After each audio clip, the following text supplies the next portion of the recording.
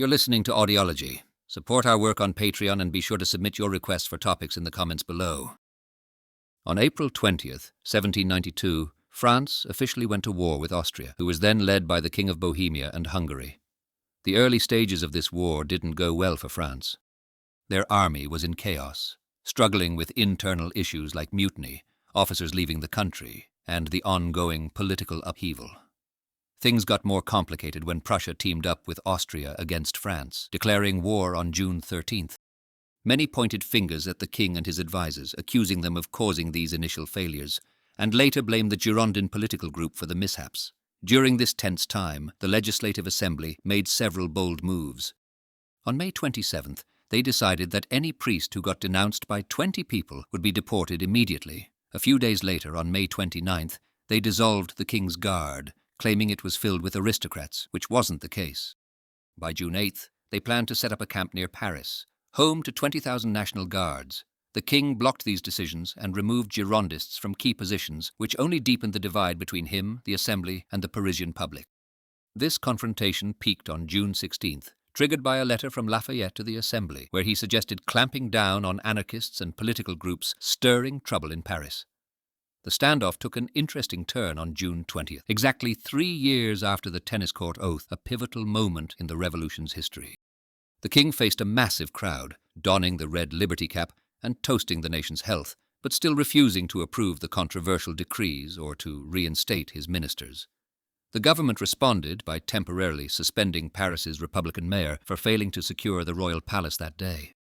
Notably, on June 28th, General Lafayette, who had been a key military leader, abruptly left his army post to urge the Assembly to disband the Jacobin Club, blaming them for the unrest. This action backfired, leading to his indictment for abandoning his duties.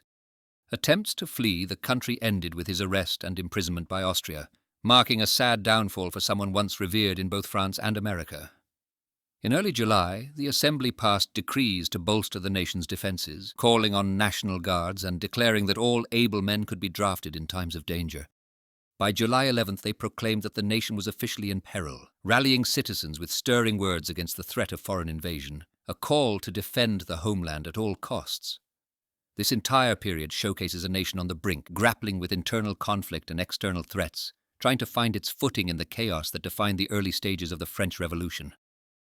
On July 3rd, Pierre Vergniaud significantly broadened the discussion about the political turmoil in France. By openly suggesting a threat to the king's position, he pointed out how actions taken in the king's name, from rallying European courts against the French nation to forming alliances that opposed liberty, seemingly justified questioning the king's role. He reminded everyone of a constitutional clause, which suggested that if the king used an army against the nation, or did not denounce such actions in his name, he could be viewed as having stepped down from his royal duties. Vergniaud's speech laid a foundation for considering the removal of the king, and was widely shared across France to provoke public discourse. Meanwhile, the Assembly cleverly manoeuvred around the king's refusal to form an armed camp by inviting National Guards to Paris for the 14th of July celebrations.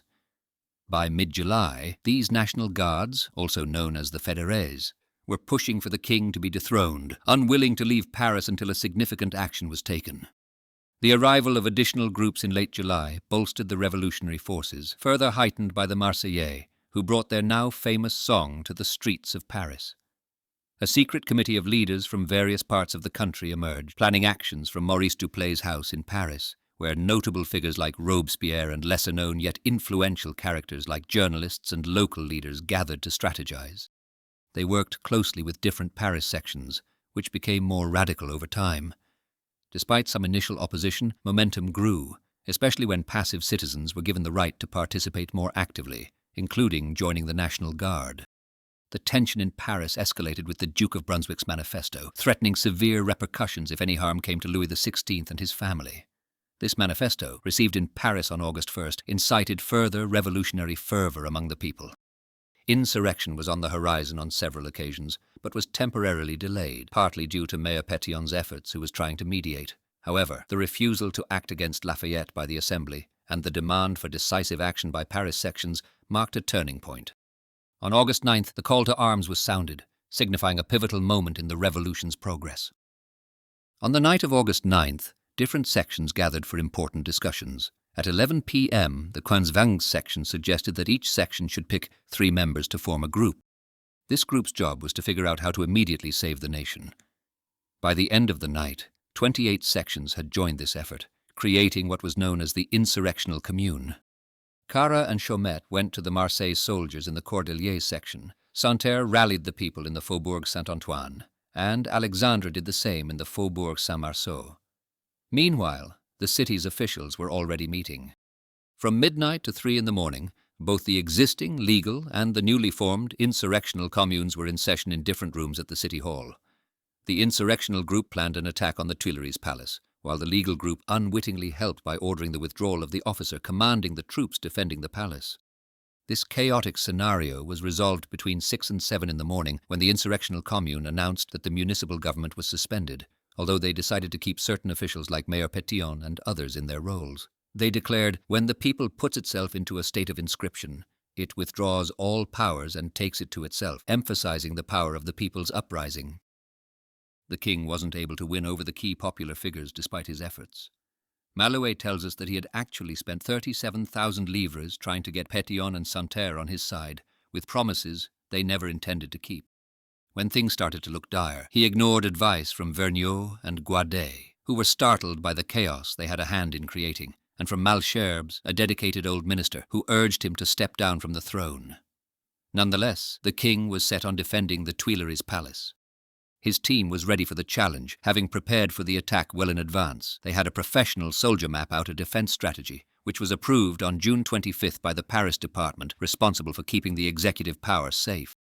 Defending the palace seemed feasible, especially since they had the Swiss Guards on their side, 950 experienced soldiers, who had been moved from the outskirts of Paris under the cover of darkness on the night of August 9th to 10th. These Swiss mercenaries, along with 930 gendarmes, 2,000 National Guards, and about 200 to 300 Chevaliers de Saint-Louis and other royalist volunteers, made up a formidable defense force of 5,000 men.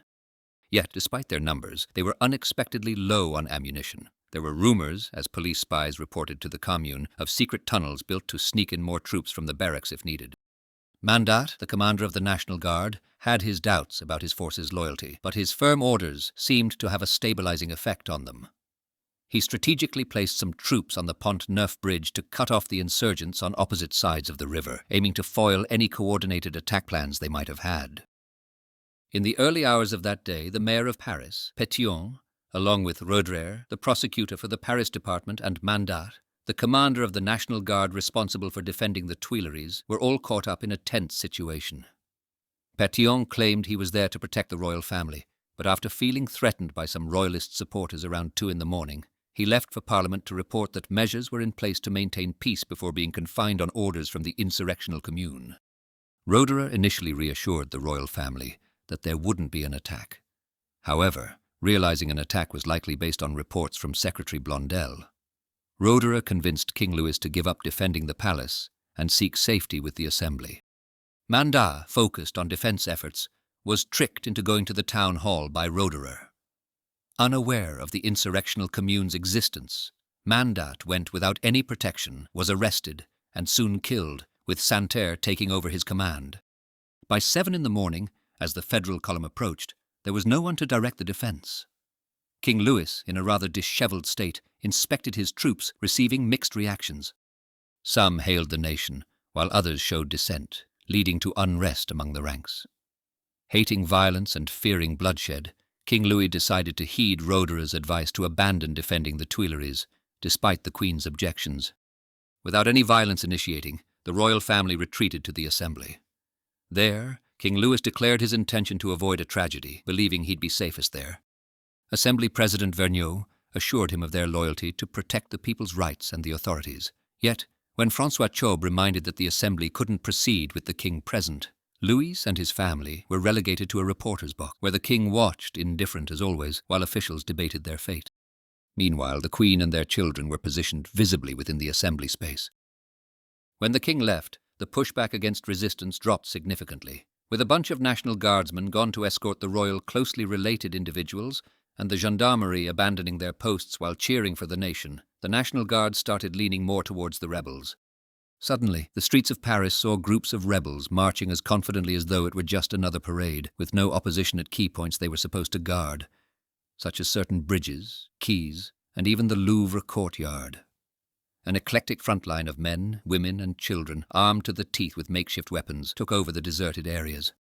By 8 in the morning, led by Westermann, they were ready to storm the palace. The siege kicked off first thing in the morning. Following the king's orders, the Swiss guards had pulled back, leaving the National Guard in charge of the front. The rebels pushed through, getting to the heart of the palace, trying to get the Swiss guards to surrender. Their response? "We are Swiss. We do not give up our weapons easily. If you do not want us, dismiss us formally, but we are not abandoning our posts." Despite this standoff, some Swiss threw cartridges down from the windows as a peace gesture. However, not all Swiss were as welcoming, leading to a standoff on the staircase. It is unclear who attacked first, but a fight erupted, with the Swiss guards eventually gaining the upper hand until the rebels, accusing them of treachery, regrouped and fought back fiercely. Meanwhile, King Louis, hearing the chaos, urgently ordered the Swiss guards to stop fighting and retreat, an order that came too late for many. Running low on ammunition and men, they tried to pull back, but were overrun and slaughtered, with only about a third of the 900 guards surviving. The losses were severe on both sides, but notably, no women of the court were harmed, thanks to interventions that spared them from violence. In summary, the royal side lost around 800 lives, while the insurgent casualties numbered about 376, including a mix of everyday citizens and a couple of female fighters. Through this turmoil, acts of callousness and sympathy saved some, but the tragedy marked a violent chapter in the revolution. The summer of 1792 marked a pivotal moment in the revolution, transforming it significantly. The actions taken to overthrow the monarchy not only sent shockwaves across Europe, but also deepened the changes within the revolution itself. For the revolution to endure, it would need the full support of the nation's capabilities. This period saw what could be called a second revolution, introducing voting rights for all men and paving the way for a republic. Yet, unlike the initial stages of the revolution, this shift didn't receive the same widespread enthusiasm. Since 1789, the unity experienced had fractured, with disagreements and divisions surfacing. Many people had sided with dissenting priests, and among those who remained supportive of the revolution, opinions on the events of August 10th were split. A small, determined minority were prepared to go to great lengths to suppress any counter-revolutionary efforts. In the aftermath, among the Swiss guards who survived the turmoil, as many as 350 decided to join the revolutionary army of the newly proclaimed First French Republic. This figure also counts discharged soldiers from the 12 Swiss infantry regiments that had served France. On the other side, some chose to align with forces opposing the revolution during the war in the Vendée. Recognizing their service and survival, in 1817, the Swiss Federal Diet honored 389 survivors with the Treue und Ehre, Loyalty and Honor, commemorative medal. On the night of August 10th, more than half of the members of the Legislative Assembly had left, leaving only 284 deputies present. The Assembly watched with anxiety as the events unfolded. Initially, as long as the outcome was uncertain, Louis XVI was still treated like a king. However, once the insurrection clearly won, the Assembly quickly suspended the king and placed him under strict guard. While the Assembly preferred to house him in the luxurious Luxembourg Palace, the insurgent commune insisted he be confined in the Temple, a smaller and more secure prison. The events of July 14th had previously saved the Constitutional Assembly, but August 10th marked a turning point for the Legislative Assembly, signaling its downfall. The victors of the day aimed to dissolve the Assembly and maintain control themselves. Nevertheless, due to the new commune's reluctance to upset the provinces, it retained the Girondins, leading the revolution into a state of compromise. Consequently, the Assembly continued to exist for a while longer, acknowledging the commune, which had grown to 288 members through elections. The Assembly then established a provisional executive council, including Gaspard Monge and Pierre-Henri Hélène Marie Le Brun-Tondu, as well as some former Girondin ministers. Additionally, the Assembly decided to call for the convention to be elected by universal suffrage, tasked with determining the future governmental structure of France, with one of its initial actions being the abolition of the monarchy. When the Tuileries fell, Paris saw a major shift in its societal landscape. The insurrection in August dramatically boosted the influence of the sans-culottes in the city. Unlike the previous commune, which was mostly made up of the middle class, the new one saw a significant increase in artisans compared to lawyers. In fact, many of these lawyers were not the prominent figures of 1789, but rather less well-known individuals. The Commune was likened to a parliamentary body in a federation of 48 states, but it struggled to maintain control over the sections, which embraced the direct democracy advocated by philosopher Rousseau. Even those previously considered passive citizens were encouraged to participate in meetings, leading to the dismissal of certain justice and police officials. Some sections even transformed their general assemblies into what can be described as people's courts, creating committees to track down those against the revolution. For Paris's nobility, the significant turning point was not the famous storming of the Bastille on the 14th of July, 1789, but rather the events of the 10th of August, 1792, signalling the collapse of the old social order. Following their victory on the 10th of August, those in power moved quickly to cement their control. They shut down the opposition press, closed the city's toll gates, and arrested various priests and members of the aristocracy who opposed them. On the 11th of August, they gained the authority from the Legislative Assembly to arrest individuals they suspected of not supporting their cause. As volunteers prepared to head to the battlefront, there were widespread rumors of a planned uprising by prisoners. This fear led to a series of executions within the prisons, an event later known as the September Massacres. To make it easier to grasp, let's put it this way. The Prussian army stepped onto French soil on the 16th of August, clearly showing they meant business and sending a message that the unrest on the 10th of August hadn't settled anything. Just a week after their arrival, the stronghold of Longwy was overtaken so swiftly that Vergniaud, a leading figure of the time, openly said it seemed like it was just handed over to the enemy. By the end of that month, the Prussians made it to Verdun, standing as the final obstacle on their path to Paris. People in Paris were deeply worried, believing Verdun wasn't going to put up much of a fight. The war, initially thought to be a victory for the revolution, now looked as though it could mark its downfall. Come the 2nd of September, the sound of an alarm gun and the beat of drums stirred the citizens of Paris into action, with recruitment posters everywhere screaming the message, "To arms, citizens, the enemy is at our gates!" This wasn't an exaggeration in the eyes of many. In the assembly, Danton delivered what would become his most memorable speech, urging fearlessness with the words, "Audacity, and yet more audacity, and always audacity, and France will be saved." These words moved the sans-culottes, the common people of the French Revolution, inspiring 20,000 of them to march from Paris in the next 3 weeks to defend the revolution. Thanks for watching. Share your thoughts in the comments and subscribe for more content.